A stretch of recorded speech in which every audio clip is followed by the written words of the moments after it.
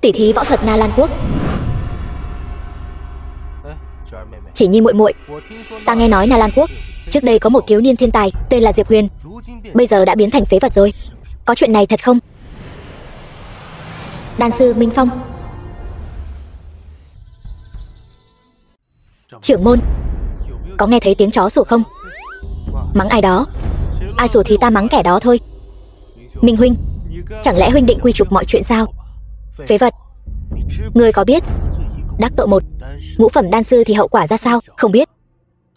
Nhưng mà nếu ngươi không quản được cái miệng của mình thì ta không ngại xé rách nó ra. Tên phế vật như ngươi còn dám ngông cuồng như vậy, hôm nay lão tử sẽ cho ngươi biến mất khỏi thế gian này. Không được vô lễ. Mau đứng dậy đi, quân thượng sắp đến rồi. Bái kiến quân thượng.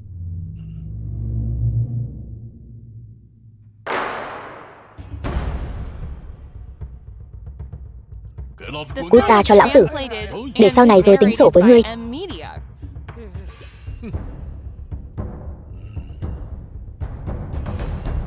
Bái kiến quân thượng.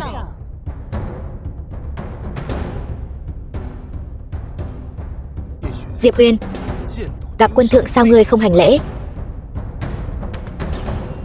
Đây là Thăng Long ấn được ngự ban. Quân thượng từng nói người mang ấn có thể miễn mọi tục lễ. Các ngươi nghĩ ta còn cần hành lễ sao? Thôi được rồi, lần này miễn cho Diệp Huyền mọi tục lễ.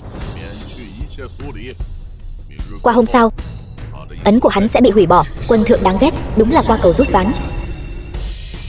Hôm nay các đại tông môn tụ hội tại đây chỉ để phô diễn tài năng.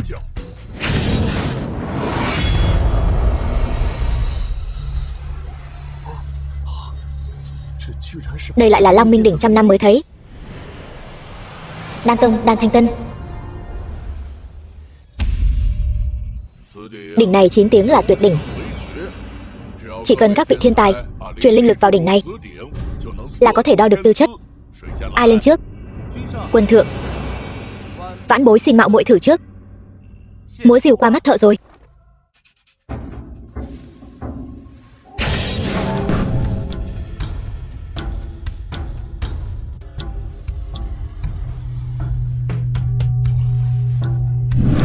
Lòng ngầm ngũ minh, tinh thần lực thật đáng sợ. Đúng vậy, chỉ xét riêng về tinh thần lực, đám lão già chúng ta, Ngô Kỳ Môn e rằng cũng không phải đối thủ của hắn. Quân thượng năm đó, Triệu Công Đạo cũng chỉ là ngũ minh. Đúng vậy, không chỉ vậy, tên này còn là đan sư. Thành tựu sau này chắc chắn sẽ vượt qua quân thượng. Quả nhiên là anh hùng xuất thiếu niên. Mau đến bên cạnh bổn vương, tiếp tục thử nghiệm.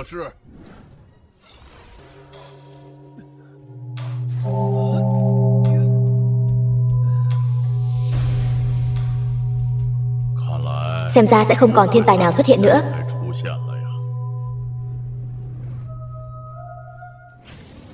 Cái gì? Lại xuất hiện một Long Ngâm ngũ minh.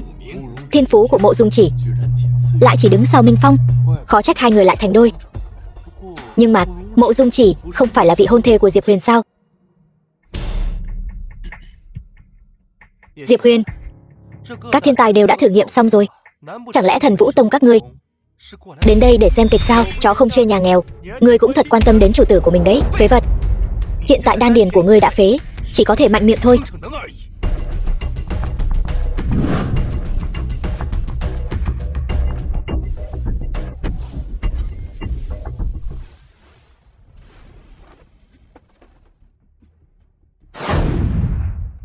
Phế vật vẫn là phế vật, không chỉ không có thiên phú mà còn bị Long Minh đỉnh khí thế cường đại phản phệ. Quả nhiên là không có kỳ tích. Thiên tài biến thành phế vật, thật là một vở kịch hay. Thôi được rồi, vở kịch này kết thúc được rồi đấy. Khai tiệc. Quân thượng, nhân ngày lành tháng tốt này, tiểu nữ có một việc muốn cầu xin. Cứ nói đừng ngại. Diệp Huyền vốn là thiên tài, nay đã trở thành phế nhân, Khoảng thời gian đó ăn chơi trác táng, chẳng có chút thành tựu nào. Tiểu nữ xin được từ hôn và tìm một vị luyện đan sư thiên tài. Minh phong liên hôn, mong quân thượng tuyên cáo thiên hạ. Mộ Dung cô nương, hôn nhân nào phải trò đùa? Ngươi ở nơi công cộng thế này mà dám đòi từ hôn, chẳng phải là quá coi thường Thần Vũ Tông ta sao? Mộ Dung chỉ, ta có một việc muốn hỏi ngươi. Việc từ hôn này là ý của chính ngươi hay là bị người khác đe dọa? Đương nhiên là ý của ta. Ta đối xử với ngươi không tệ, vẫn chưa truy cứu tội phản bội của ngươi, ngươi lại dễ dàng nói ra hai chữ từ hôn. Diệp Huyền, lúc trước ta coi trọng thiên phú của ngươi, ngươi lại ưng ý sắc đẹp của ta. Mỗi người đều lấy những thứ mình cần thôi. Nếu không, chỉ dựa vào một đứa mồ côi cha mẹ như ngươi cũng xứng với đại tiểu thư ta sao? Mỗi một người đều lấy những thứ mình cần. Ta không xứng với ngươi.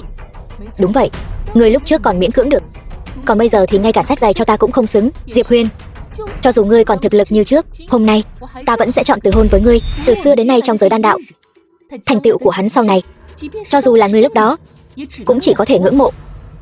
Mộ Dung chỉ, người bắt nạt người quá đáng.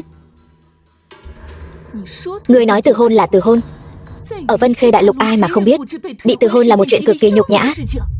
Vạn Hoa Tông ta tự khắc sẽ bồi thường cho các ngươi. Bồi thường? Cái thứ bồi thường rác rưởi đó của ngươi so với những gì ta cho ngươi năm xưa còn không bằng phân. Diệp Huyền, ngươi bây giờ chỉ là phế vật. Bọn ta nguyện ý bồi thường cho ngươi một chút, chỉ là không muốn bị người ngoài nói ra nói vào thôi. Ngươi đừng được voi đòi tiên. Hôm nay xin quân thượng soạn chiếu tuyên cáo thiên hạ, ngươi bị ta từ hôn là ta đã nể mặt ngươi rồi đấy. Nếu không ta đánh lên Thần Vũ Tông để từ hôn thì các ngươi sẽ bị muôn đời bêu danh. Được, ta đồng ý từ hôn. Cái gì? Nhưng trước khi từ hôn, ta muốn ngươi trả lại những thứ mà ta đã tặng cho ngươi. Y nguyên không thiếu một thứ. Sao nào? Không lấy ra được sao?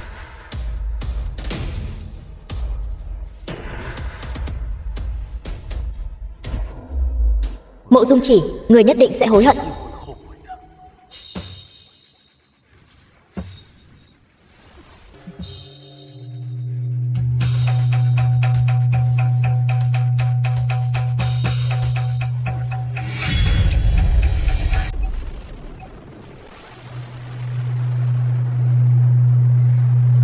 Đây chẳng lẽ là Long Minh Cửu Hưởng trong truyền thuyết sao?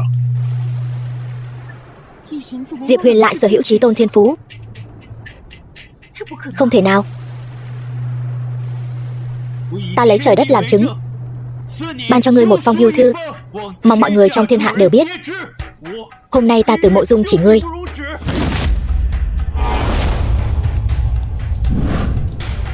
Ngươi là cái thá gì mà dám từ ta? Từ ngươi thì đã sao? Nói chuyện kiểu vong ân bội nghĩa một cách đường hoàng như vậy, bản tiểu thư vẫn là lần đầu tiên thấy. Hiệp nữ, mau cất kiếm đi, ta tự có biện pháp. Diệp Huyền, ngươi không chỉ tự mình phế, còn phải nhờ nữ nhân giúp đỡ. Ngươi có tư cách gì bỏ chỉ nhi? Ngươi căn bản không xứng làm nam nhân. Hiệp nữ, ta đã nói rồi, ta tự có biện pháp. Mau cất kiếm đi. Chỉ dựa vào ngươi còn muốn dùng đạo đức trói buộc ta. Ta 18 tuổi thăng lên thất phẩm, 1 năm trước ta thăng lên cửu phẩm, diệt ma tổ. Trong khoảng thời gian này, ta chưa từng ghét bỏ tư chất tầm thường của nàng. Giờ đổi lại hai người cấu kết với nhau. Ta không xứng làm nam nhân, ngươi xứng sao? Đan điền của ngươi đã phế, lấy gì mà so với ta? Cái tư tưởng ô uế này của ngươi, đồ đạo đức giả, một ngày đi 3 lần Di Xuân Viện cũng xứng so với ta. Ngươi làm sao biết? Ngươi mới đi Di Xuân Viện, đừng có ngậm máu phun người. Quân thượng, ngươi phải làm chủ cho ta và chỉ nhi. Diệp Huyền, vừa rồi Long Minh đỉnh thử luyện, ngươi còn có chí tôn thiên phú. Ngươi đích thực là người được trời ưu ái. Nhưng mà hiện tại đan điền ngươi vỡ vụn, là một phế vật không thể tu luyện. Đây cũng là sự thật. Ngươi không thể liên lụy cả đời Mộ Dung chỉ cô nương. Như vậy đi, hai vị mỗi người lui một bước. Mộ Dung chỉ không từ hôn, tờ hưu thư ngươi vừa viết coi như bỏ. Như vậy cũng giữ đủ thể diện cho hai vị. Thế nào? Nữ nhân thiển cận, ngươi sẽ hối hận. Rời khỏi ngươi chọn Minh Phong mới là chuyện ta không hối hận nhất. Ngươi nói hắn là phế vật. Được thôi, 3 ngày sau cuộc thi tông môn, nếu ngươi thắng hắn Vậy ngươi đến cửa từ hôn. Nếu hắn thắng ngươi, vậy thì dâng lên một tờ hưu thư. Dám không? Ngươi lại là cái thứ gì? Ngươi dám ra lệnh cho bản tiểu thư, ta ra lệnh cho ngươi. Ngươi cũng quá đề cao bản thân rồi. Ngươi nghĩ sao? Tất cả nghe theo Mặc cô nương an bài. Người này lai lịch thế nào? Quân thượng khẩn trương vậy, ta làm sao biết? Mọi người về nghỉ ngơi đi. Hy vọng lớp trẻ 3 ngày sau, tông môn đại hội có thể tỏa sáng rực rỡ. Lần này coi như trả ngươi ân tình. Ta cũng có nhờ ngươi giúp đâu. Ngươi cứ chờ đấy.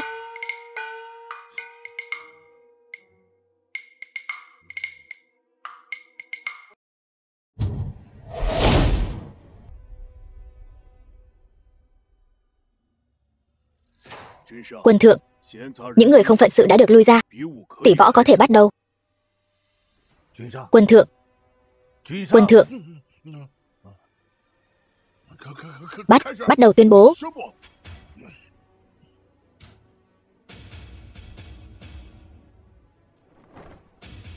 Chư vị, dựa theo số đã rút thăm ngày hôm qua, lần lượt lên đài.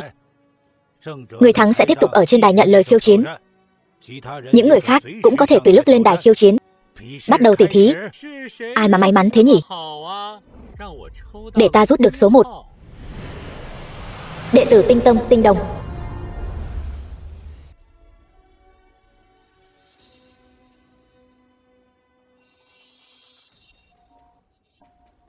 Diệp Huyền. Hay là bỏ cuộc đi? Bỏ cuộc. Trưởng môn, trò hay mới chỉ bắt đầu. Hôm nay ta sẽ cho Thất Đại Tông các ngươi được mở mang tầm mắt. Thiên tài từng làm chấn động cả đại lục, rốt cuộc lợi hại đến mức nào? Diệp Huyền, tỷ võ không phải trò đùa. Ngươi bây giờ đan điền đã phế, làm loạn sẽ mất mạng đấy. Diệp Huyền, đừng làm loạn nữa. Trưởng môn, tin tưởng ta. Ta không muốn ngươi xảy ra chuyện. Tiểu tử, ta nhờ ngươi một chiêu. Khôi hài, ta cần ngươi nhường sao?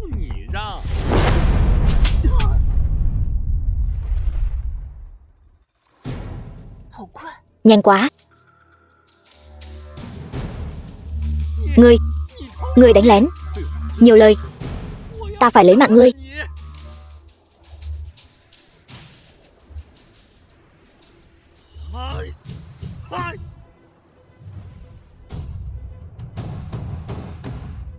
Diệp Huyền, tuyệt đối đừng để sương mù của hắn chạm vào.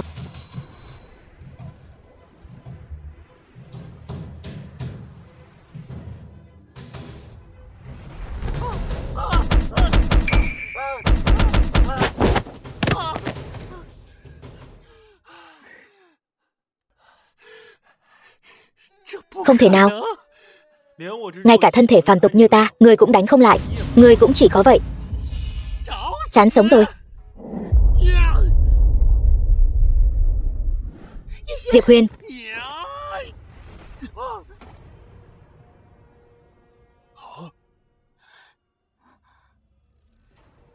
ngươi thật to gan. Ngươi đã thắng trận, tại sao còn ra tay độc ác như vậy? Nếu không phải thực lực ta khá, vừa rồi ta đã mất mạng rồi. Hôm nay chỉ là cho các ngươi một bài học. Quân thượng, tên này tâm địa xấu xa, xin ngài làm chủ cho chúng tôi. Thằng nhóc này là thiên tài đấy. Đan điền bị hủy mà vẫn có sức mạnh như vậy. Tinh Đồng chưa bị thương đến chỗ hiểm. Tiếp tục tỉ thí.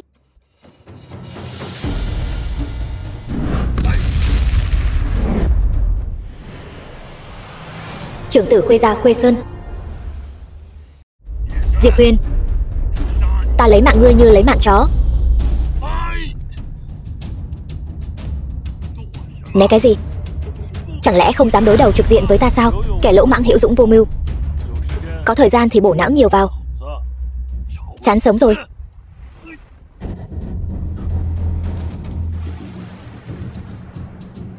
Quân thượng, người còn nhớ có một thức cước pháp từ trên trời giáng xuống không?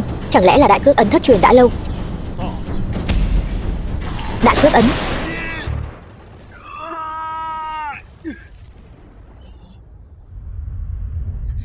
Diệp Huyền,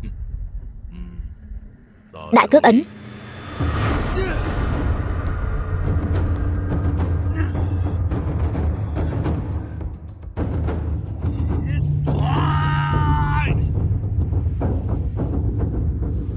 Tới ta rồi. Cái gì? Dám động vào đại cước ấn của ta, chán sống rồi.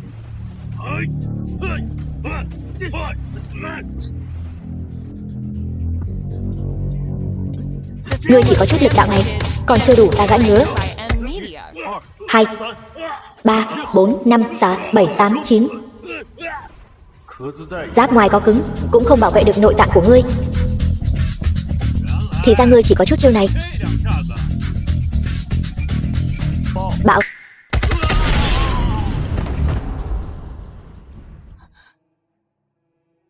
Diệp Huyền, rốt cuộc ngươi còn bao nhiêu bí mật mà ta không biết? Người tiếp theo. Điều này sao có thể? Hắn rõ ràng tự phế đan điền. Chỉ Nhi, hắn tự phế đan điền, không thể tu luyện đã là sự thật. Nhưng hiện tại thân thể hắn mạnh mẽ và cường tráng, hưởng lợi từ việc tu luyện tích lũy trước đó. Ta qua đó đánh với hắn, để hắn tỉnh táo lại. Diệp Huyền, hôm nay ta sẽ cho người biết, chúng ta, ai mới là vương giả của thời đại này.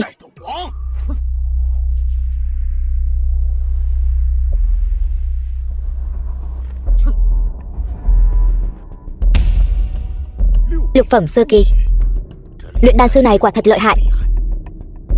Linh đan này nếu đan tông mỗi người một viên, ai có thể chống lại? Hắn dựa vào ngoại lực để tăng tu vi, đây là vi phạm quy tắc. Minh Phong tu cả đan và võ, sao lại vi phạm quy tắc? Các ngươi, trưởng môn yên tâm. Diệp Huyền, ngươi còn tưởng mình là thiên tài thiếu niên, áp chế mọi người như năm xưa sao? Bởi vì ngươi mà tất cả vinh quang của ta, mọi người đều làm như không thấy. Ta hận, bởi vì ngươi, ta chỉ có thể tìm phương pháp khác, tái tạo cơ thể, nghiên cứu sâu về đan đạo. Ta khổ, vẫn là bởi vì ngươi. Tất cả những gì ta thích bị ngươi lần lượt cướp đoạt.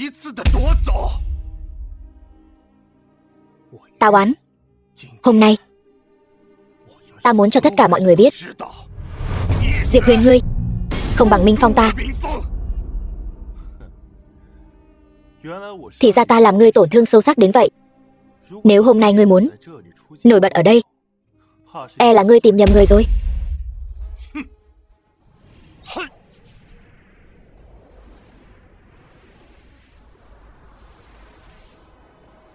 Để ta xem ngươi còn cứng miệng đến khi nào. Thật lợi hại. Minh Phong đan võ song tu, không ngờ thực lực bản thân lại khủng bố như vậy. Thế hệ trẻ, người đứng đầu không ai khác ngoài hắn ta.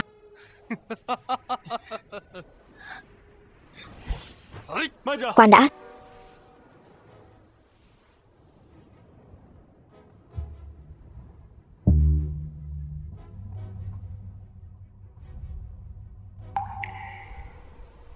Diệp Huyền, từ thiên tài rơi xuống đáy vực. Ngươi nhìn ngươi bây giờ, ngay cả tài nguyên tu luyện cũng không có sao. Ngươi thật sự sống còn không bằng một con chó.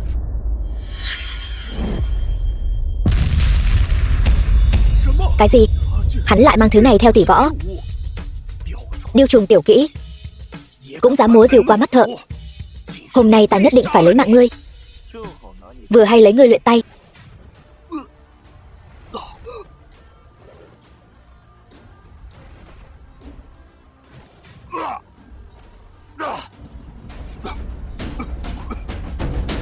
Cái này, đan điền của Diệp Huyền không phải đã phế rồi sao? Minh Phong lục phẩm lại không có chút sức phản kháng nào. Đan điền bị hủy, hắn lại có thể nghĩ cách khác để rèn luyện cơ thể. Người này ngày sau ắt sẽ là mối họa của ta. Ý người là không thể giữ lại.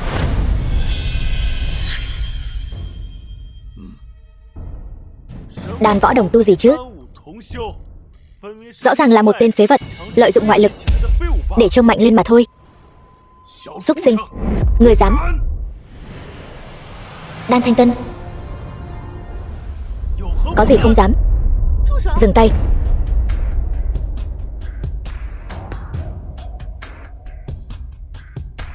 Diệp Huyền, Đừng làm tuyệt tình. Ta làm tuyệt tình. Mọi người đều biết, nay đan điển ta đã phế. Hắn lợi dụng ngoại lực để tăng tu vi của mình, dùng cảnh giới cao hơn ta rất nhiều để quyết đấu với ta. Các ngươi không thấy ta chắc chắn phải mất mạng sao?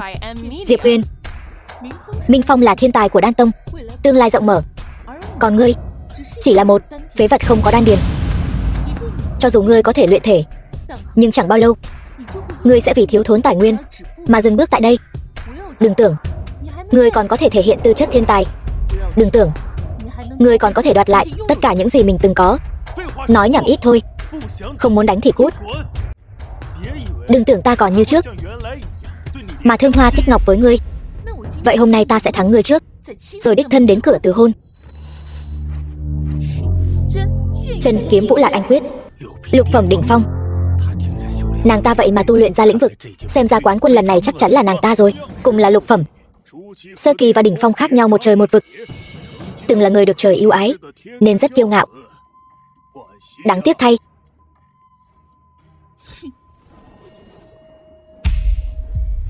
thần kỹ thương chấn thương khung.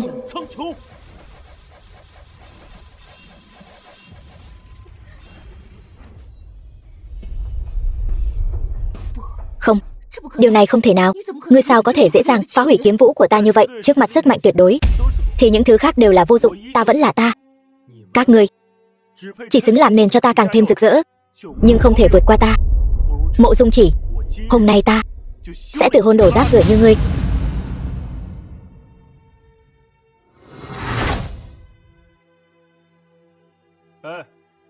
Còn chưa công bố kết quả sao? Tốt lắm, tốt lắm. Thiên tài quả nhiên là thiên tài. Ngươi thắng rồi. Giải thưởng là của ngươi.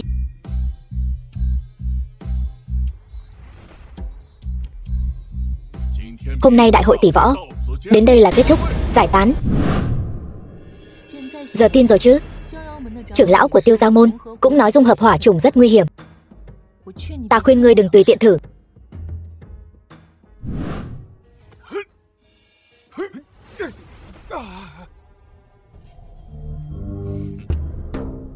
Diệp Huyền, để đổi lại, ta sẽ tha tội tử cho ngươi. Cho dù ngươi may mắn có được bảo vật thì đã sao? Giữ được bảo vật mới là vương đạo. Các ngươi có ý gì? Diệp Huyền thắng trận đấu, nhận thưởng là lẽ đương nhiên. Các ngươi làm vậy không sợ bị thiên hạ chê cười sao? Thiên hạ có chê cười hay không, bọn ta không biết. Nhưng ta biết, vào ngày này năm sau chính là ngày giỗ của các ngươi. Lão già các ngươi còn muốn cướp đồ của ta sao? Nằm mơ. Diệp Huyền, với thực lực của ba người bọn chúng, ngươi không thể nào chống lại được. Chạy mau, mặc kệ ta. Mạnh Vãn Thu, ngươi đừng có xen vào việc của người khác. Có thể bảo đảm Thần Vũ Tông của ngươi an toàn vô sự, nếu không ắt sẽ gặp đại họa. Mạnh Vãn Thu, hy vọng ngươi sẽ lựa chọn sáng suốt. Lũ già các ngươi, ta căn bản không để vào mắt.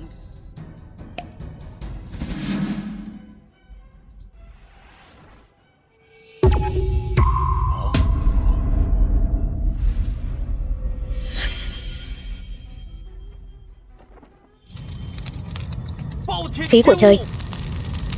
Hai vị trưởng lão, nếu có thể giúp Đan Tông ta có được hỏa trùng, Đan Tông nguyện ý tặng hai vị trưởng lão mỗi một người một viên Thái Huyền đan, giúp hai vị tiến thêm một bước. Được.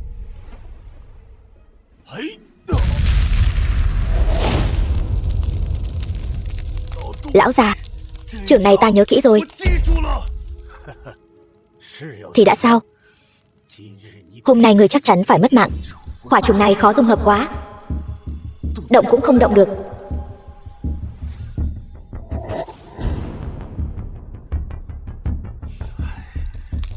Chẳng lẽ ta thật sự sắp mất mạng rồi sao? Thái cực âm dương bàn, thể tu lục phẩm, hỏa trùng hoàn toàn dung hợp. Thông báo hệ thống, tỷ thí tông môn đạt hạng nhất, nhận được phần thưởng, cảnh giới tăng lên.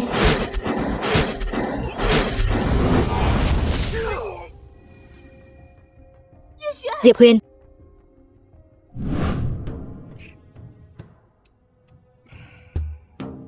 quân thượng, Diệp Huyền đã hồn phi phách tán, bảo vật cũng. Chút tổn thất này cứ tính lên đầu Thần Vũ Tông đi. Đã hiểu, đi làm đi.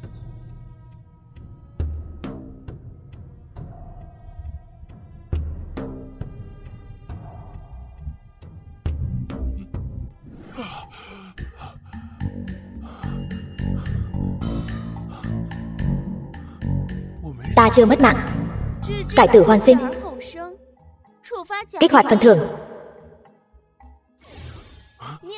niết bàn tinh thần bất diệt, thể xác vĩnh cửu, khống thời thuật, khống chế thời gian. Vạn vật đều có thể khống chế. Đợi ta khôi phục lại, ta nhất định khiến các ngươi không thể tồn tại.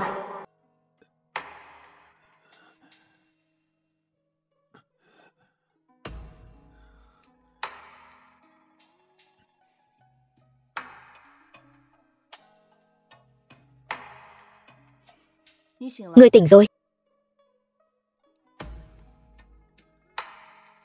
Uống thuốc này đi. Lần này là ta cứu ngươi. Đúng vậy, lần này là ngươi cứu ta. Lần trước ta cứu ngươi. Chúng ta huề nhau rồi. Đi thôi. Đi đâu? Đi theo ta gặp ông nội ta. Ngươi cho ta uống đan dược không rõ lai lịch, phải xác nhận ta không sao rồi ngươi mới được đi.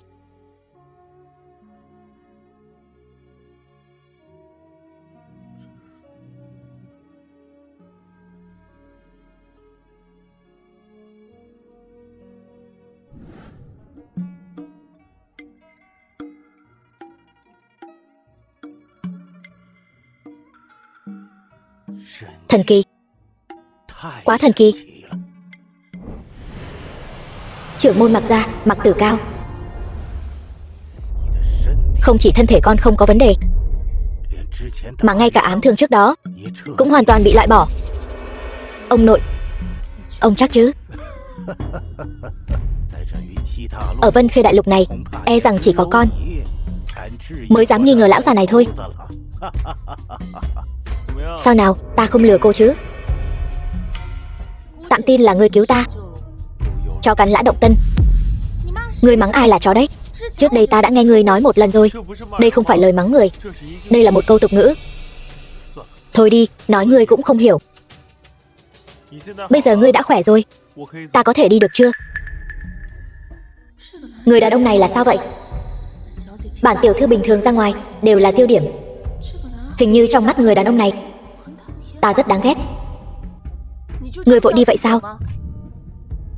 Chẳng lẽ ngươi luyến tiếc? Ai luyến tiếc ngươi? Ngươi, ta không muốn nhìn thấy ngươi nữa.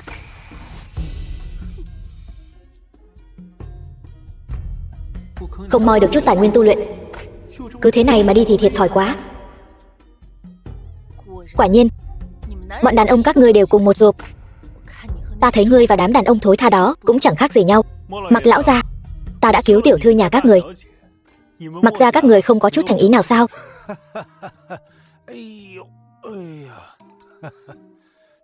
Tiểu tử thú vị này. Mặc ra ta nói lời giữ lời.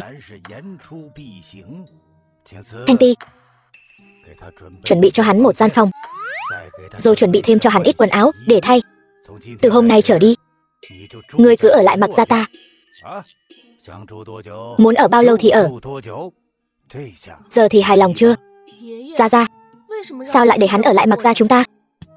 Mặc lão gia, sao ông biết ta tên Diệp Huyền? Đừng căng thẳng, nếu ta muốn hại ngươi, không cần bất kỳ thủ đoạn nào. Cửu phẩm đỉnh phong, bán bộ thần cảnh. Ngươi yên tâm, ở nhà ta sẽ không có ai quấy rầy ngươi tu luyện. Diệp Huyền, ta tin tưởng nhân phẩm của ngươi, cũng tin ngươi không phải là phế vật như mọi người nói. Hãy chăm sóc Thanh Ti giúp ta. Mặc lão gia này sao cái gì cũng biết vậy? Thôi kệ, cứ ở lại trước đã rồi tính. Còn ngây ra đó làm gì? Mau chuẩn bị chỗ tắm rửa và nghỉ ngơi cho bổn thiếu gia. Ngươi cái gì mà ngươi? Lời ông ngươi cũng không nghe. Sớm muộn gì cũng có ngày ngươi đẹp mặt. Đứng lại.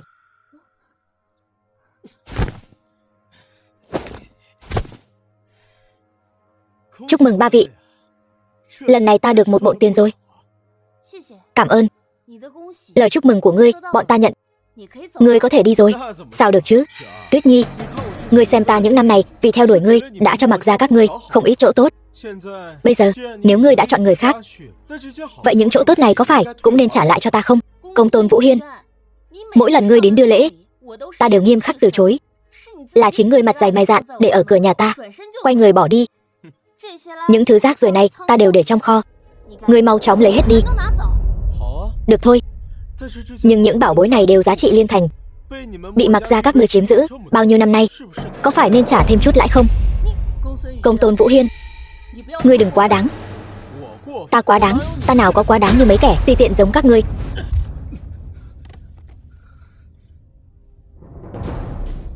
Nếu không muốn giữ thể diện thì đừng có giữ. Tên ăn mày thối, muốn đánh lén lão tử, ta lấy mạng ngươi. Sao có thể? Hắn rất mạnh. Thể tu. Sao có thể? Lục phẩm thể tu đỉnh phong. Gia Cát hồ ly còn không cứu ta.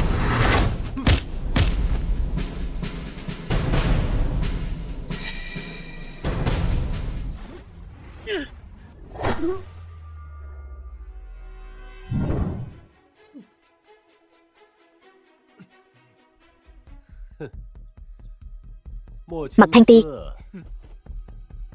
Giao Phong hậu kỳ môn ra, khuyên ngươi bỏ ý định đó đi. Ta tuyệt đối không thể giao cho ngươi. Ta đã cho các ngươi cơ hội. Nếu các ngươi không biết trân trọng, vậy kết cục của ngươi chỉ có thể thảm hơn Diệp Huyền. Gia Cát huynh, Mặc Thanh Tuyết này giao cho ta. Còn Mặc Thanh Ti này, đây chính là người đại ca ngươi để ý. Đừng nhắc đến Gia Cát Tần Thương với ta. Từ nhỏ đến lớn, hắn cái gì cũng hơn ta. Tất cả mọi người đều cho rằng ta không bằng hắn. Bây giờ vất vả lắm mới gặp được một tiên thiên linh thể. Tại sao nữ nhân hắn để ý, ta lại phải nhường cho hắn? Đợi ta có được nữ nhân này, thiên hạ này chính là của Gia Cát Kính ta. Đến lúc đó xem ai dám không phục. Phải, Gia Cát huynh nói đúng. Gia Cát Kính, ngươi ở Na Lan Quốc, thật sự là ngươi. Ngươi một kẻ sắp mất mạng, ta cũng không ngại nói cho ngươi biết. Đúng vậy, chính là ta. Ngươi chính là chìa khóa để ta vượt qua Gia Cát Tần Thương. Công tôn Vũ Hiên, ngươi đừng làm loạn. Ông nội ta nhất định sẽ lấy mạng ngươi. Mặc ra sắp không còn nữa. Ta khuyên ngươi ngoan ngoãn theo ta. Ta có thể cân nhắc nói giúp với Gia Cát huynh tha cho ngươi. Xấu xí lại hay làm trò. Ngươi vẫn còn sống. Nhờ phúc của hai vị, ta đã thăng lên thất phẩm. Ngươi lại đột phá thất phẩm. Đừng làm loạn. Gia Cát gia ta chính là đệ nhất thế gia Vân Khê đại lục. Ta mặc kệ ngươi là đệ nhất Vân Khê đại lục gì đó. Ta đã nói rồi, ta ghét nhất loại đàn ông bắt nạt phụ nữ. Được lắm, tên ăn mày thối tha, chuẩn bị đón nhận cơn thịnh nộ của Gia Cát gia ta đi. Cơn thịnh nộ. Ngươi bất quá chỉ là một tên bị Gia Cát gia vứt bỏ mà thôi. Gia Cát Kính ta còn chưa đến lượt, ngươi khinh miệt, còn không mau cút. Lại không cút thì đừng hòng đi được. Mấy cái tát này hãy nhớ kỹ cho ta.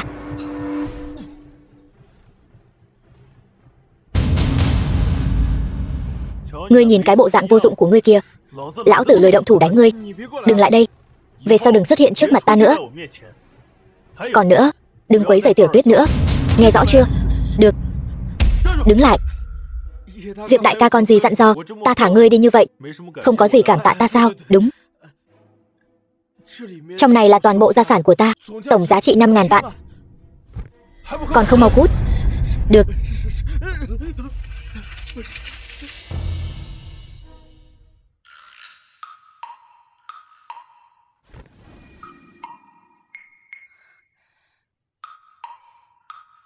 Đi, về nhà thôi.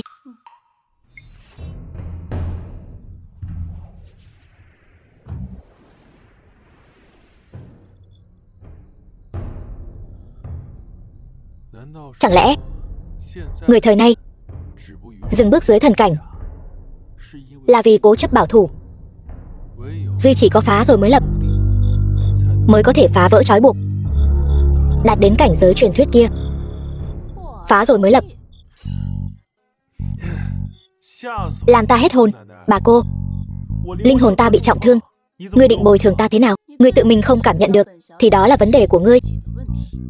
Liên quan gì đến bổn tiểu thư? Ta vừa rồi đang ngộ đạo, ngươi đột nhiên xuất hiện, cảm quan của ta đều mất hết. Đó là do ngươi tự mình không cảnh giác. Sao lại trách ta? Ngươi thật sự là giải thích với phụ nữ, chẳng khác nào tự tìm đường mất mạng. Được rồi, bà cô, xin lỗi, ta sai rồi. Không chọc nổi thì ta còn có thể tránh. Đứng lại. Lại làm sao nữa? Ta không có gì. Tóm lại ngươi không được đi. Ta biết rồi. Ngươi biết cái gì?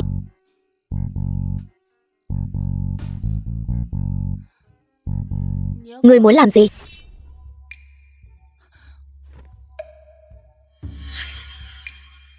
Ngươi có phải thích ta rồi không? Đáng ghét. Ngươi, sao lại mặt dày như vậy? Cảm ơn đã khen. Còn chuyện gì nữa không? Không có gì thì ta đi đây. Diệp Huyền, đứng lại. Ta có vấn đề muốn hỏi ngươi. Bà cô, còn chuyện gì nữa vậy? Cái mà ngươi nói là phá rồi lập, là có ý gì? Chỉ vậy thôi. Dĩ nhiên là không.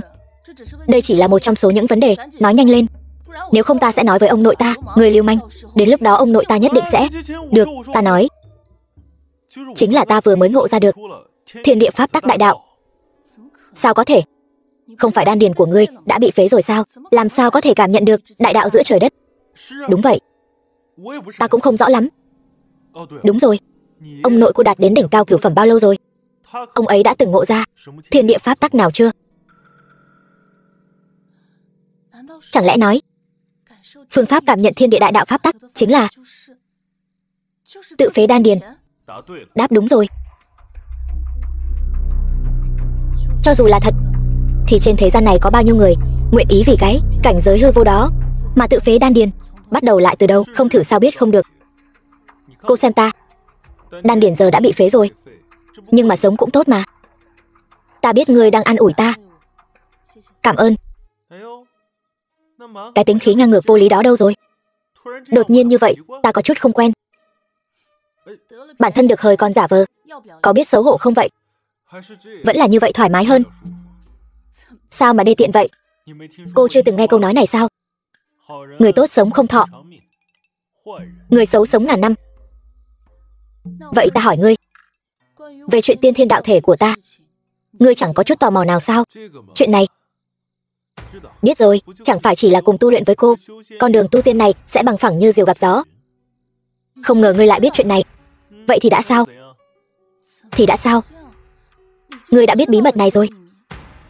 Chẳng lẽ ngươi không có ý nghĩ nào khác với ta sao? Dĩ nhiên là không rồi. Cho dù cô có tạo dáng quyến rũ ta, đứng trước mặt ta, cởi hết quần áo ra, thì ta cũng chẳng có hứng thú với cô. Ta không xinh đẹp bằng Thanh Tuyết sao? Dừng lại. Không phải ý đó. Diệp Huyền, ngươi có biết Hoài Bích Kỳ tội không? Ý cô là ông nội ta bế quan ngộ đạo, chắc phải 1 năm rưỡi mới ra được. Phong hậu kỳ môn này quá quý giá, ta sợ mình không bảo vệ được nó, muốn giao cho ngươi bảo quản. Cô không sợ ta cầm thứ này bỏ chạy sao? Vậy thì bổn tiểu thư nhất định sẽ đuổi bắt ngươi đến cùng.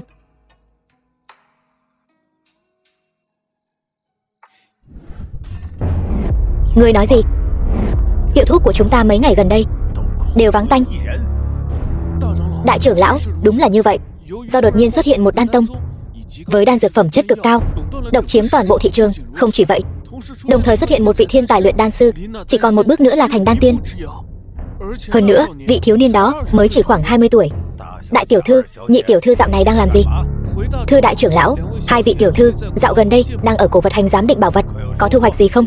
Cổ vật hành vốn luôn bảo vệ sự riêng tư của khách hàng, nhưng tiểu nhân nghe được tin rằng 2 người họ ở đó vung tiền như rác. Gia tộc kinh doanh đang bị tổn thất, họ còn có tâm trạng đi chơi đó đây sao? Đi, gọi họ đến đây cho ta. Vâng. Bái kiến nhị vị trưởng lão. Ta cũng đang định tìm các ngươi. Trong mắt các ngươi còn có 2 lão già chúng ta nữa không? Đại trưởng lão lời này là ý gì? Ý gì? Gia tộc kinh doanh đang gặp khó khăn, các ngươi không quan tâm thì cũng thôi đi, còn có tâm trạng đến cổ vật hành, phung phí tài sản gia tộc.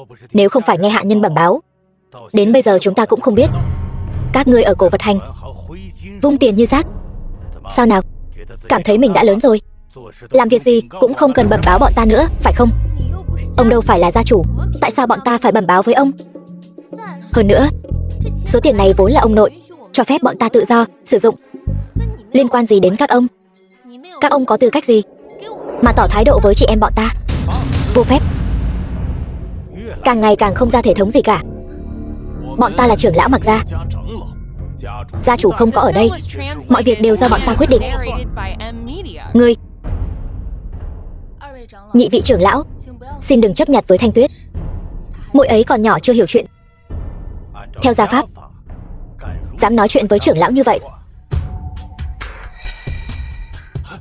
Đây là thiên kiếp công pháp, linh mạch cực phẩm. Không chỉ vậy, chúng tôi còn kiếm thêm được 100.000 vạn. Nhị vị trưởng lão, đêm qua hai chị em bọn ta quá mệt mỏi, không kịp báo cáo, mong nhị vị trưởng lão lượng thứ. Hai lão già bọn ta chẳng phải là lo lắng cho sự phát triển của Mặc gia thôi. Đứa nhỏ Thanh Tuyết này từ nhỏ đã thẳng tính, bọn ta đương nhiên sẽ không trách phạt. Hai chị em quả không hổ là con cưng của trời của Mặc gia chúng ta. Có những tài nguyên này, nhất định có thể giải quyết nguy cơ của gia tộc. Không chỉ vậy, Mặc gia chúng ta còn có thể tiến thêm một bước nữa. Tin vui, đại trưởng lão, Lan Đình thư viện gửi thư đến, Mặc Thanh Ti đã được thư viện nhận làm đệ tử nội viện rồi. Lan Đình thư viện lại còn là đệ tử nội viện, có thể vào ngoại viện đã là xuất sắc rồi. Vào được nội viện này, nhất định là bá chủ một phương. Đây chính là sự tồn tại của các thế gia đỉnh cấp, vượt trên cả Vân Khê Đại Lục. Thật là trời giúp ta. Mặc gia chúng ta nhất định sẽ trở thành thế gia đệ nhất Vân Khê Đại Lục. Lan Đình thư viện, một khi nhập học, e là rất lâu không thể quay về. Thanh Ti, còn nhất định phải thể hiện tốt trong học viện, nhất định phải vì Mặc gia chúng ta mang lại càng nhiều lợi ích hơn.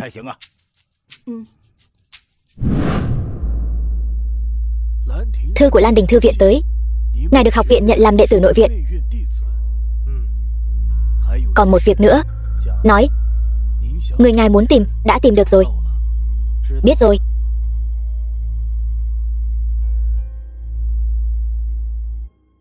Diệp Huyền, lần này ta nhất định sẽ khiến ngươi biến mất khỏi thế gian này.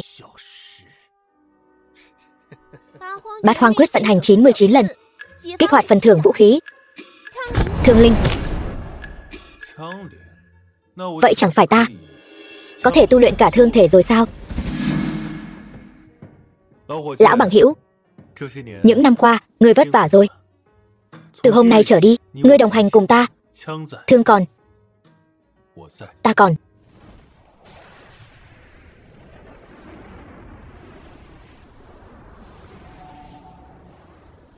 Phá vỡ pháp tắc, duy ngã độc tôn, tên hay đấy.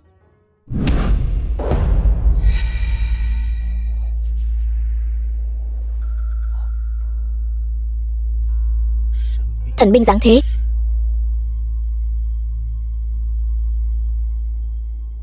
Trưởng lão, vừa rồi ngài có cảm ứng được gì không? Đây là khí tức của thần binh. Dốc toàn lực đi tìm cho ta, bất kể giá nào cũng phải có được nó.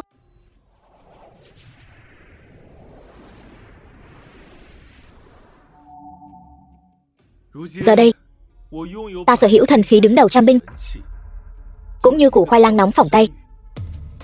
Ba đại gia tộc toàn Vân Khê Đại Lục, ta đắc tội hai nhà, e là sớm mất mạng, sớm siêu sinh.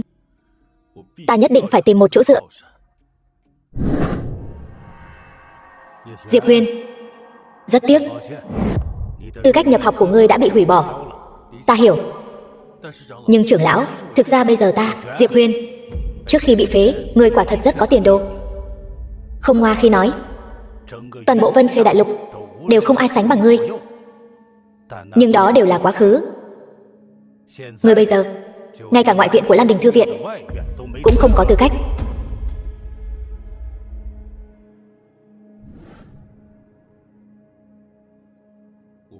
Ta phải quay lại Lan Đình Thư viện. Sư phụ, đến học viện xin cô chiếu cố nhiều hơn. Sao ngươi lại tới đây? Ta có việc tìm ngươi. Diệp Huyền, nếu có việc chúng ta nói chuyện sau. Ngươi bây giờ hãy về trước đi. Đã tới rồi, nói cho rõ ràng, để ta khỏi phải chạy thêm một chuyến nữa. Ngươi chính là Diệp Huyền. Khí tức mạnh thật. Lão nương đang hỏi ngươi đó. Ngươi nhìn đủ chưa?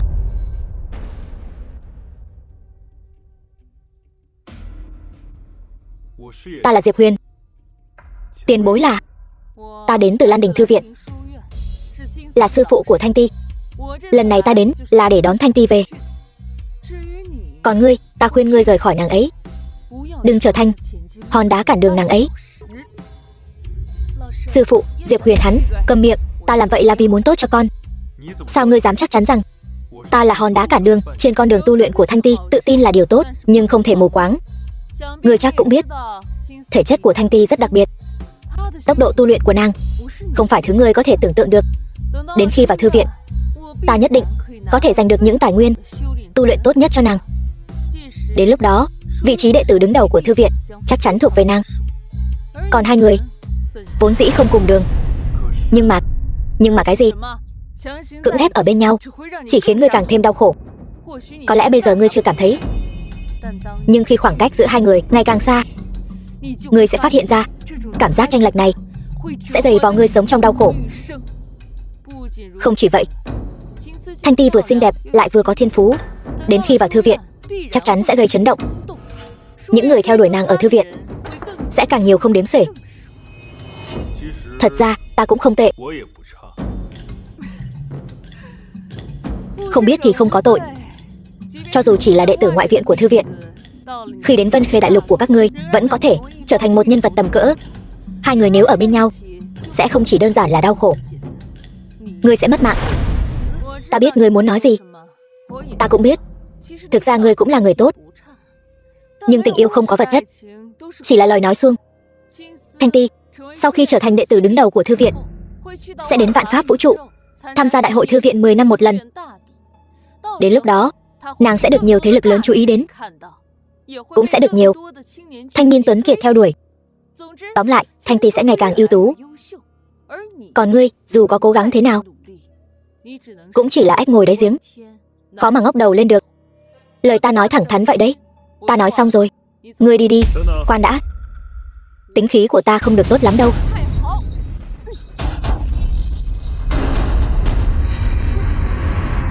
Tu luyện cả thương và thân thể. Diệp công tử, những lời vừa rồi coi như ta chưa nói, để ta sắp xếp lại ngôn từ. Diệp công tử, hãy làm đồ đệ của ta. Ngươi và Thanh Ti hãy thành thân ngay tại đây. Ta sẽ làm người chứng hôn cho hai người. Ai dám phản đối, lão nương sẽ xử hắn ngay lập tức. Con đàn bà này thật vô liêm sỉ, thay đổi cũng nhanh quá đấy. Sư phụ, con không nói muốn thành thân với Diệp Huyền. Được thôi. Được rồi, ta đồng ý. Hai người không cần hỏi ý kiến ta sao? Thanh Ti, sau này Diệp Huyền chính là bạn đồng tu của con. Hai đứa phải chăm sóc lẫn nhau. Sư phụ yên tâm, từ nay về sau không ai có thể bắt nạt vợ con đâu. Diệp Huyền, ngươi.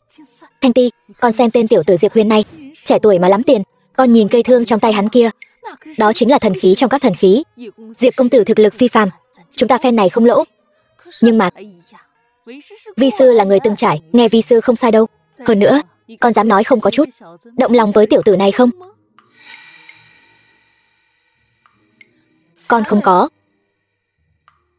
Diệp công tử, ta xưa nay là người có gì nói nấy.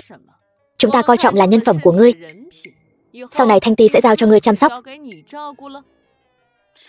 Nữ nhân này nói dối mà, mặt không đổi sắc. Nam Kiều đạo sư, ta có hai việc cần cô giúp đỡ. Được, ta đồng ý.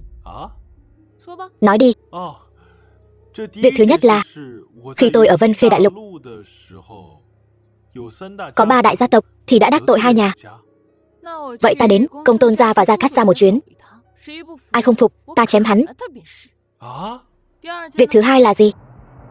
Ta muốn mời Nam Kiều lão sư đến Nạp Lan quốc bảo hộ Thần Vũ Tông. Được.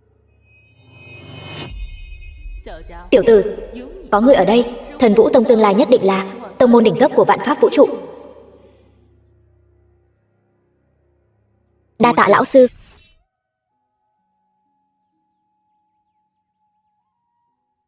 Diệp Huyền, thư viện này không giống bên ngoài. Nơi đây có quy tắc riêng.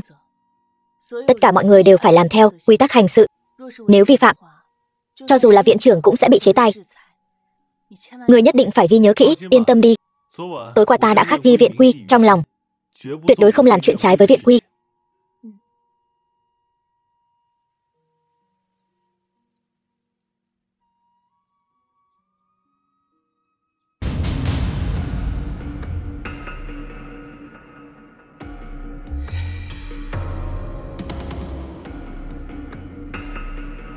Hoành trưởng lão, Diệp Huyền, ngươi đến làm gì? Ta đến làm thủ tục nhập học. Lúc trước là ta nói không đủ rõ ràng. Ngươi đã bị hủy bỏ tư cách nhập học rồi. Mau chóng rời đi. Ta hiện là học trò của Nam Kiều đạo sư. Vớ vẩn. Nam Kiều đạo sư chính là một trong 3 vị đạo sư của thư viện. Còn lằng nhằng nữa thì đừng trách ta không khách khí với ngươi. Hoành trưởng lão, ta kính trọng ngài là bậc trưởng bối, cho nên đối với ngài lễ phép cung kính. Ta nói ta là học trò của Nam Kiều đạo sư, ngài không điều tra rõ ràng đã vội vàng kết luận, nói năng bừa bãi, e là có chút quá mức cẩu thả rồi. Hơn nữa, cho dù ta không phải, chẳng lẽ ta cũng không thể tham gia kỳ thi nhập học hôm nay sao? Được thôi, ngươi nói ngươi là học trò của Nam Kiều đạo sư, có tín vật của nàng ta không? Nam Kiều đạo sư chưa từng đưa ta tín vật gì. Tiểu tử, ngươi coi thư viện ta là cái gì? Ở đây nói năng hàm hồ. Có tin bây giờ ta bắt ngươi giao cho thư viện xử lý không? Ta đã nói rồi, Nam Kiều đạo sư chưa từng đưa ta tín vật gì. Ta có phải hay không? Các ngươi hỏi một câu là biết ngay, vô lễ. Ngươi xem sư phụ Nam Kiều là cái gì? Nếu ai ai cũng như ngươi đều nói là học trò của nàng, chẳng lẽ chúng ta đều phải từng người đi hỏi sao? Ta thấy ngươi hoàn toàn là lười biếng gian xảo. Ta thấy ngươi chính là cố ý lừa ta, lấy tín vật gì đó làm lý do.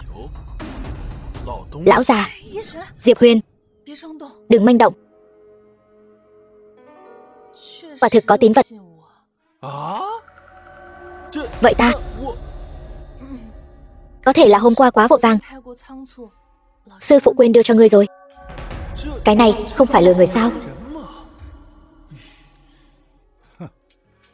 Tiểu tử ngươi cũng không xem Lan Đình thư viện là nơi nào, dám ở đây giở trò bịp bợm. Người đâu? Bắt hắn lại cho ta. Khoan đã.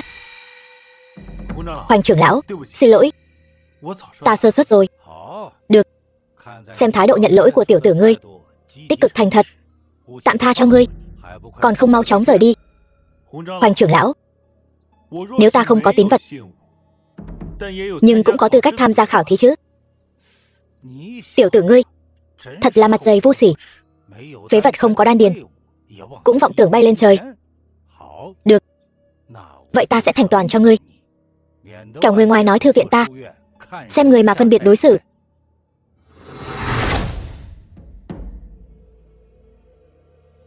Ngươi cầm lấy.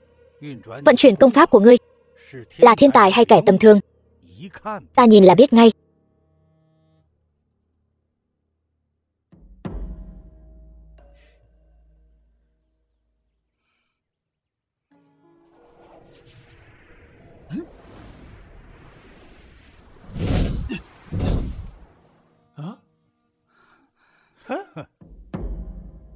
Bây giờ ngươi hết hy vọng rồi chứ?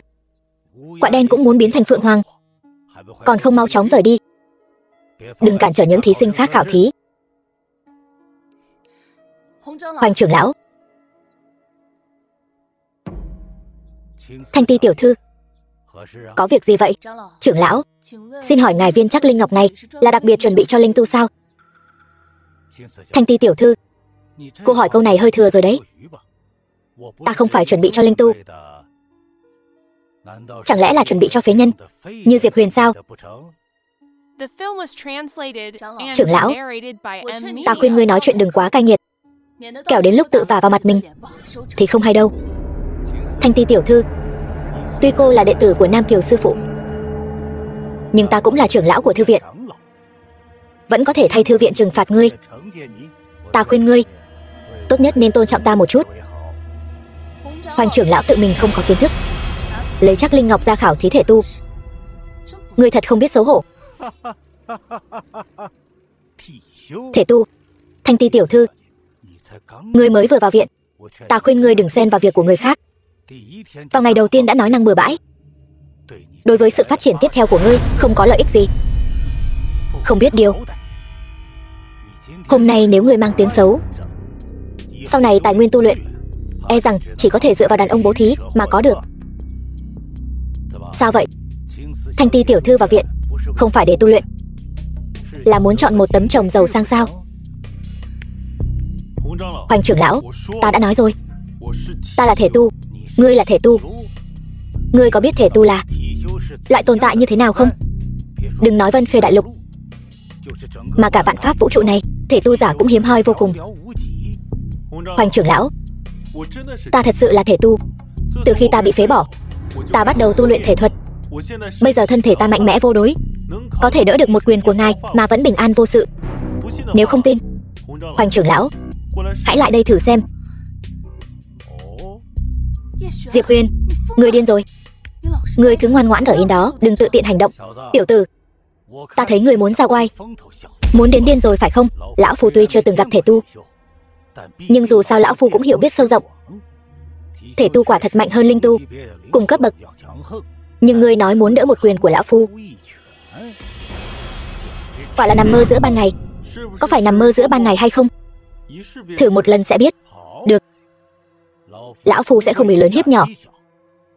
Ta sẽ tự hạ cảnh giới xuống ngũ phẩm, thử xem thực lực của ngươi thế nào. Nếu ngươi thật sự là thể tu, thư viện ta tất nhiên sẽ tiếp nhận ngươi. Chán sống rồi.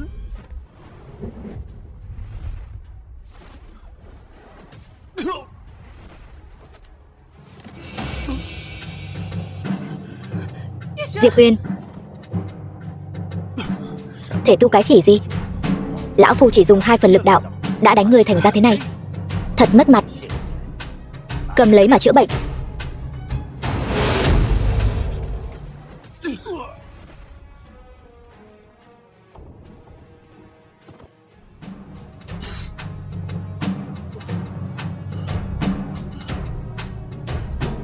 Ngươi dám phế đan điền của ta? Diệp Huyền, huynh đang làm gì vậy? Huynh đã hứa với ta sẽ không phạm luật mà. Bây giờ đánh trọng thương trưởng lão, huynh sẽ bị đuổi khỏi thư viện đó. Ta không quan tâm hắn là ai, bắt nạt ta thì còn được, nhưng sỉ nhục cô thì không được. Hắn sợ ta bị bắt nạt sao? Diệp Huyền, ngươi gây họa lớn rồi. Sư phụ, ngươi còn biết ta là sư phụ ngươi sao? Thanh Ti, con vào thư viện trước đi. Vâng.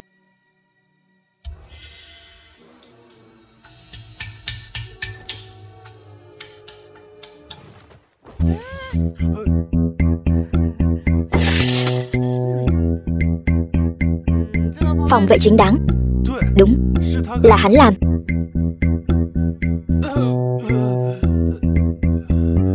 Sư phụ, người xem, ta gãy mấy cái xương sườn, nội tạng đều bị thương rồi. Bớt giở trò đi. Không quá 3 ngày, ta nhất định sẽ thăng lên bát phẩm. Đến lúc đó, cùng cấp bậc thì không có đối thủ, vượt 1 cấp ta sẽ nghiền nát, có đủ sức chiến đấu. Rốt cuộc là có ý gì? Có gì thì cứ nói thẳng.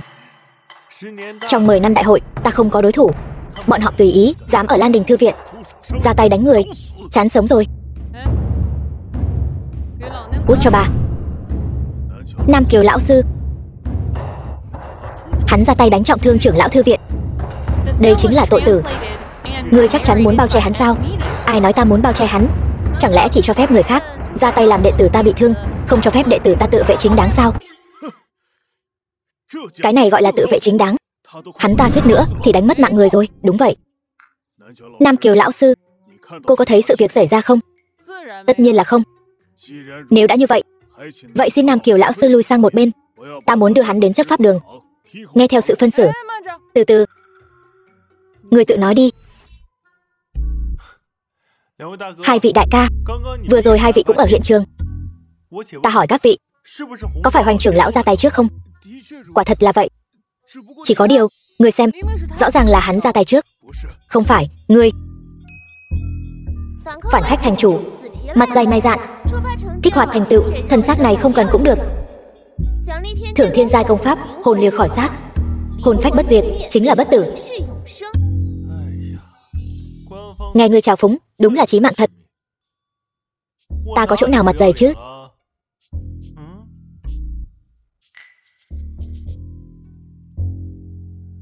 Ta đưa đệ tử của ta đi trước, chỗ này các ngươi xử lý đi. Tiểu Nam, sư phụ thật sự đã làm hư ngươi rồi. Viện trưởng đại nhân, viện trưởng đại nhân. Diệp Huyền, sư phụ đây e là không bảo vệ được ngươi rồi. Không sao, ta tự có cách. Lão sư, ta tự làm tự chịu. Để ta nói với viện trưởng đại nhân. Tiểu tử được lắm, khá ngay thẳng. Viện trưởng, có thể dành chút thời gian để trò chuyện không?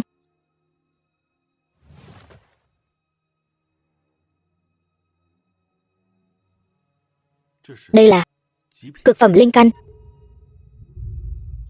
Tiểu tử ngươi, đây là muốn hối lộ ta sao? Vốn tưởng ngươi là một chính nhân quân tử.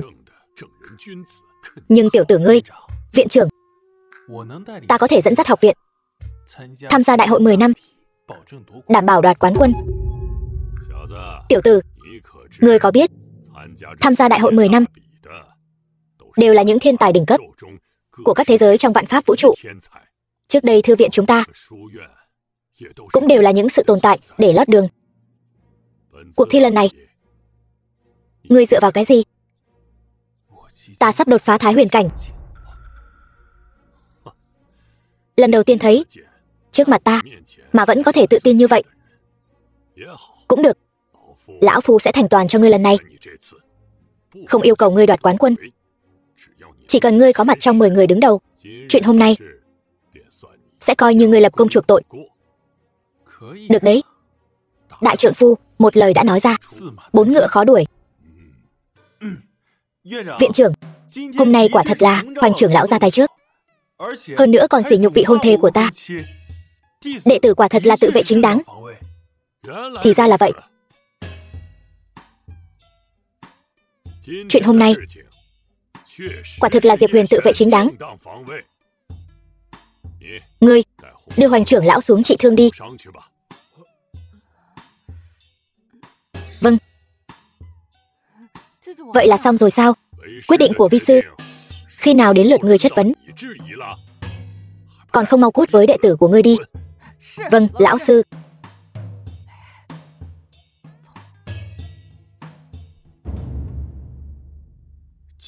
Bẩm thiếu chủ, Hoành trưởng lão không thể ngăn được Diệp Huyền, để hắn tiến vào thư viện. Kế hoạch của chúng ta sau này chẳng phải khó mà thực hiện được sao? Cũng tốt. Đã đến thì cứ an tâm, để hắn vào thư viện liền có sự che chở của học viện. Vậy thì sau này chúng ta muốn triệt để trừ khử hắn chẳng phải càng khó khăn hơn sao? Giúp ta lan truyền tin tức ra ngoài. Cứ nói Diệp Huyền cùng Mặc Thanh Ti sống chung một phủ đệ, tin đồn chắc chắn sẽ càng lan rộng. Đến lúc đó sẽ biến thành Diệp Huyền và Mặc Thanh Ti sống chung. Ta đoán có một tên ngốc nhất định sẽ đi tìm Diệp Huyền gây sự. Quả là mượn đao lấy mạng người. Thiếu chủ anh minh.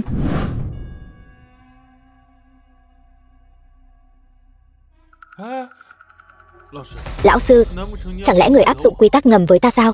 Mơ đẹp đấy. Tự bôi thuốc đi. Thì ra là lão sư đưa thuốc cho ta. Ta còn tưởng người muốn song tu với ta chứ. Cái gì? Nghĩ gì vậy? Ta là lão sư của ngươi. Đẹp không? Đẹp. Tiểu tử, Phải nói là ngươi rất có sức hút với nữ nhân. Đợi đến khi thân phận thương thể đồng tu của ngươi bị bại lộ, e là sẽ có vô số nữ tử bị ngươi mê hoặc đến thần hồn điên đảo. Ta không hứng thú với những thứ đó, bởi vì ta có vị hôn thê, Diệp Huyền. Lần này ta đến, còn có một chuyện muốn nói cho ngươi biết. Mấy ngày kế tiếp, ngươi có thể sẽ gặp rắc rối.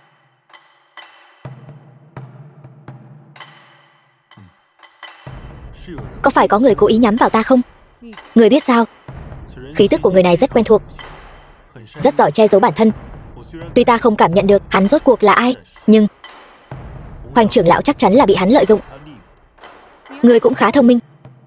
Nhưng mà ta nghe có lời đồn nói ngươi và Thanh Ti sống chung rồi. Ngươi phải biết, với thể chất và thiên phú của Thanh Ti, ngươi đã ở trong tâm bão rồi. Ngươi, Diệp Huyền, cút ra đây cho lão tử. Diệp Huyền, người này thiên phú cực cao, còn là Thái Huyền cảnh sơ kỳ. Những linh tu kia đều không phải đối thủ của hắn.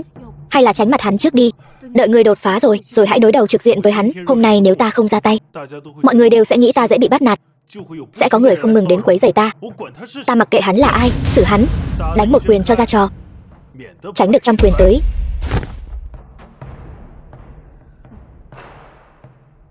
Thằng nhóc này thảo nào có thể hấp dẫn được Thanh Ti. Viện trưởng, tâm tính tên này không tồi, thiên phú cũng không tồi, là đại tài, chỉ là hay thích ra vẻ khôn vặt thôi. Linh mạch cực phẩm. Viện trưởng đây là cho ta sao? Làm ta ngại quá đi mất. Lão tử là để ngươi xem. Đây là thằng nhóc đó hối lộ ta. Cái gì? Hối lộ? Thằng nhóc này cũng khá lắm tiền. Như đó tiền mà không hiếu kính sư phụ, lại đi hiếu kính sư gia. Thằng nhãi này cũng láu cá thật. Xem lão nương dạy dỗ nó thế nào. Đây là trọng điểm sao? Ngươi đừng có giả ngu với ta. Ý ta là bảo ngươi dạy dỗ nó nhiều hơn, dẫn nó đi theo chính đạo. Một mầm non tốt, đừng có lãng phí.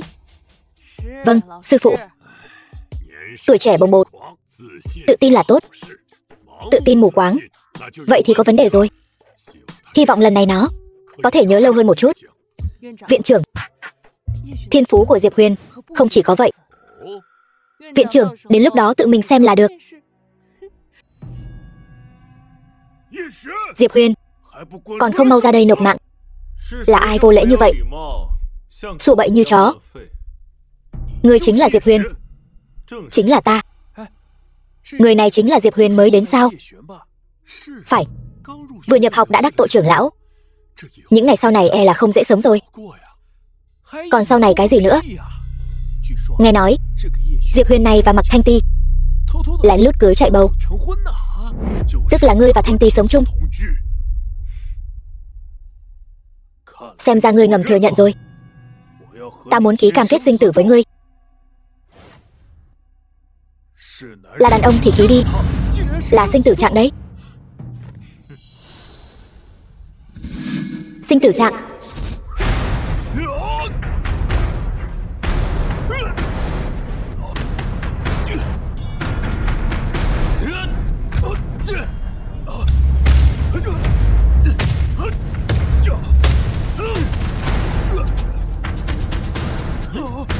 Dừng tay.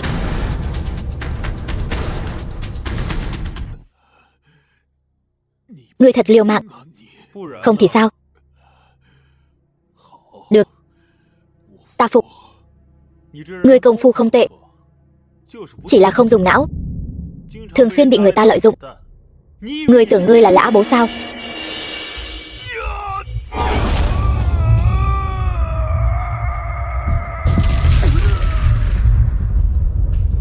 Diệp Huyền,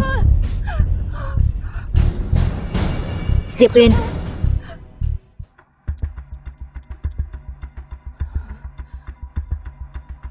Thật là một màn kịch hay. Là ngươi đã giở trò. Là ngươi hại mất mạng Diệp Huyền. Đừng có vu oan giá họa. Nam Kiều đạo sư, sự ra đi của Diệp Huyền là do Gia Cát Tần Thương lấy mạng, sao lại đổ lên đầu ta được? Vậy ngươi là ai? Tại sao ngươi lại xuất hiện ở đây? Hàn viện trưởng, tại hạ là một đan tiên. Đan tiên? Minh Phong, ta đã nghe nói về ngươi. Là người mới tới của học viện, có thể nói là tiền đồ vô lượng. Nhưng lần này đến đây, không chỉ là để khoe khoang thân phận của ngươi chứ. Quả nhiên là viện trưởng, thật anh minh. Ta đeo mặt nạ mà ngài vẫn nhận ra. Hàn viện trưởng, giờ Diệp Huyền đã mất. Ta muốn mang cái xác độ kiếp cảnh đỉnh phong này luyện chế thành con rối, cũng coi như là khai sáng tiền lệ trên mảnh đất Vân Khê đại lục này. Nhưng nếu không luyện chế, chẳng phải là lãng phí sao? Người cốt cho lão nương. Người trước là xúi dục Hoành trưởng lão nhắm vào Diệp Huyền, bây giờ ngươi vẫn còn muốn luyện hắn thành con rối. Lão nương muốn lột da ngươi. Nam Kiều đạo sư, nói chuyện phải có trách nhiệm đấy. Ngươi, Nam Kiều, Hàn Duệ, nếu hôm nay ngươi đáp ứng hắn, lão nương sẽ liều mạng với ngươi.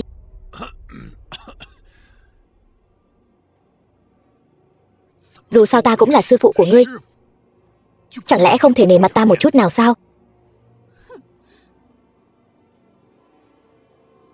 Luyện chế con rối tổn hại thiên hoa, việc này tuyệt đối không thể. Ngươi vẫn nên đi đi. Vậy cũng được. Nhưng mà Hàn viện trưởng, tại hạ còn có một việc. Việc gì? Nam Kiều đạo sư trước đây vẫn luôn vì Diệp Huyền bảo hộ Thần Vũ Tông, nhưng giờ Diệp Huyền đã mất, các ngươi không cần thiết vì một thi thể tiếp tục bảo hộ Thần Vũ Tông nữa chứ. Ngươi rốt cuộc muốn làm gì? Ta chỉ muốn cùng hắn giải quyết một chút ân oán cá nhân.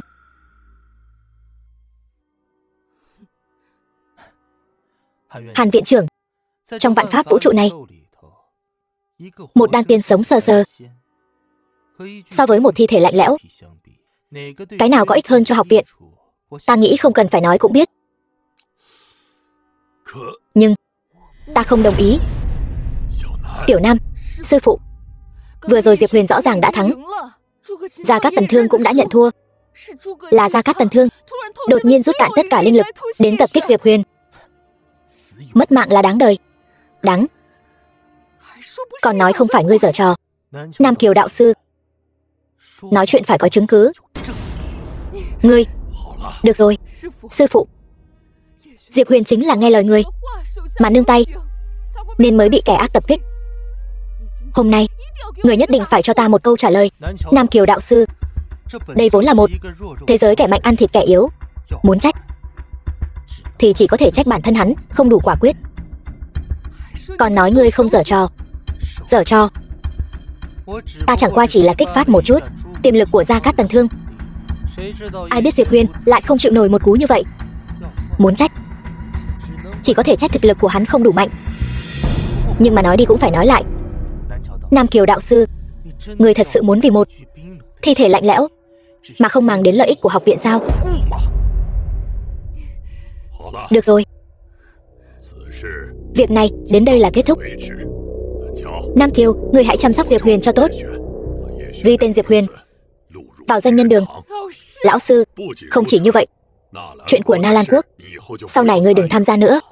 Hãy chuẩn bị thật tốt cho đại hội 10 năm. Lão sư, Diệp Huyền.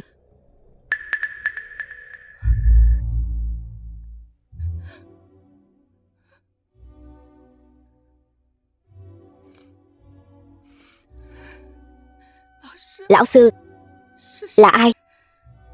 Thanh Ti, hiện tại ngươi vẫn chưa phải đối thủ của hắn. Nói cho ta biết, là ai?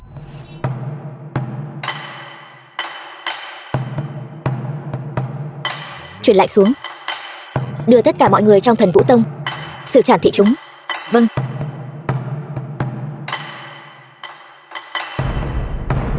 Ta sẽ báo thù cho ngươi.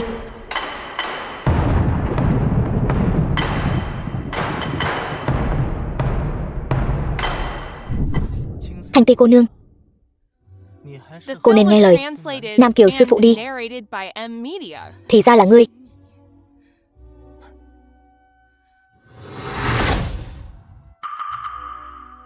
Ký vào giấy sinh tử đi. Tại sao ta phải ký? Những tên đàn ông các ngươi chẳng phải đều muốn linh thể của ta sao? Ký đi, nếu ta thua, ngươi cứ lấy.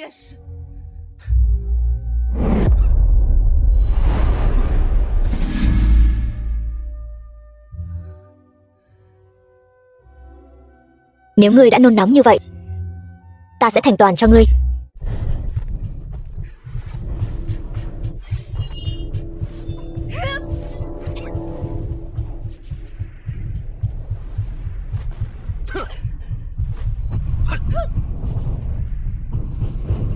Thanh Ti cô nương, hiện tại cô vẫn chưa phải đối thủ của ta. Chỉ cần bây giờ cô theo ta, là một đôi thần tiên đồng hành cùng nhau, thế nào? Không biết điều. Mặc Thanh Ti, ta hỏi ngươi lần cuối, chỉ cần ngươi đồng ý làm đạo lữ với ta, ta sẽ tha mạng cho ngươi. Nói nhảm nhiều quá.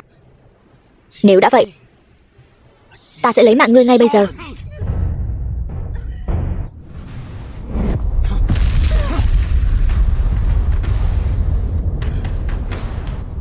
Chúng ta không phải sắp sinh con sao? Nàng định đi đâu? Diệp Huyền, nói sau đi.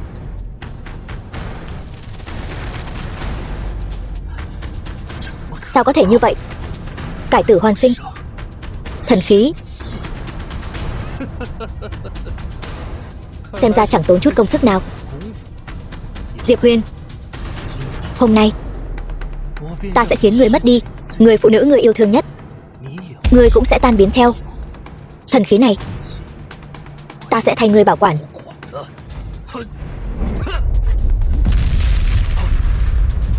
Phong hậu kỳ môn, nộp mạng đi.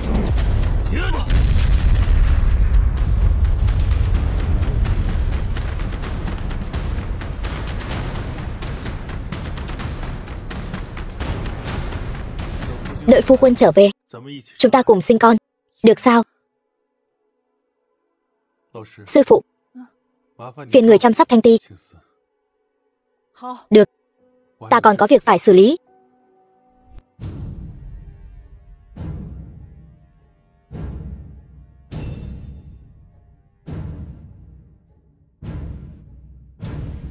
Mạnh Vãn Thu, bổn vương đã cảnh cáo ngươi, đừng vì một tên phế vật mà đối đầu với bổn vương. Ngươi không nghe lời khuyên. Cẩu hoàng đế, lúc trước rõ ràng là các ngươi không tuân theo quy tắc. Diệp Huyền thắng trận tỉ thí, những phần thưởng đó vốn nên thuộc về hắn. Bị ổi vô sỉ, còn muốn ta đồng lõa với ngươi. Nằm mơ giữa ban ngày. Vô lễ, lẻo mép, dám vu khống quân vương. Có quyền có thể định ra quy tắc, có tiền có thể thay đổi quy tắc. Ngươi không có quyền không có tiền. Quy tắc chính là được tạo ra dành riêng cho ngươi. Na Lan quốc là địa bàn của bổn vương. Quy tắc của ta chính là quy tắc. Các ngươi dựa vào cái gì mà phản kháng ta? Với cái tầm nhìn của ngươi, Na Lan quốc chẳng bao lâu nữa sẽ diệt vong. Ngươi cũng chẳng làm hoàng đế được mấy năm đâu. Vớ vẩn. Nói cho ngươi biết, Diệp Huyền hắn vẫn còn sống. Nhưng mà ngươi nói cái gì? Bản vương nói Diệp Huyền vẫn còn sống. Chỉ là việc đầu tiên hắn làm sau khi tỉnh lại là cuốn gói bỏ chạy rồi. Không thể nào. Hắn không phải loại người đó. Ngươi đúng là đồ ngu ngốc. Để ta nói cho ngươi biết, Diệp Huyền trước là đến mặc ra làm chó giữ cửa, sau đó lại dùng lời ngon tiếng ngọt lừa gạt đại tiểu thư mặc ra. Rồi sau đó hắn dựa vào quan hệ của mặc ra vào được Lan Đình thư viện. Nói như thế này cho ngươi hiểu, vào được thư viện này rồi, sau khi ra khỏi thư viện sẽ trở thành bá chủ một phương. Đó mới là người thông minh. Ngươi nói không phải sự thật. Ngươi đúng là không thấy quan tài không rơi lệ.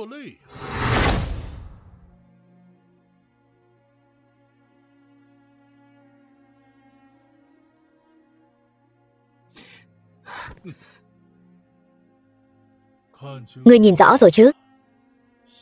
Bây giờ Diệp Huyền đã là cường giả lục phẩm đỉnh phong. Tại sao không quay về Na Lan Quốc để giúp ngươi? Bởi vì hắn đang bám víu quyền quý bên ngoài. Những lời tiếp theo ta không cần phải nói nhiều nữa. Lũ ngu xuẩn các ngươi, hắn đang hưởng phúc bên ngoài, còn các ngươi lại ở đây cứ nghĩ đến chuyện bất bình vì người ta. Đều nói phản diện mất mạng vì lắm lời. Ta không nói nữa. Ta lấy mạng ngươi.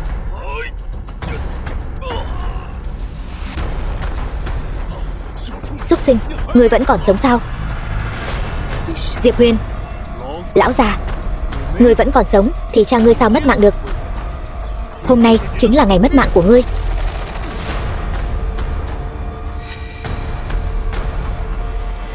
Ma tổ, ngươi vẫn còn sống.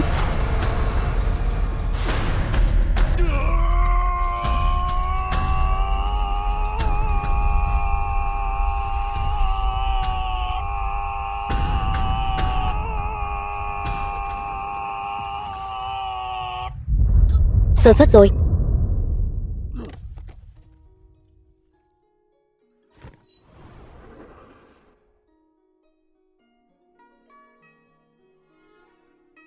Xin lỗi.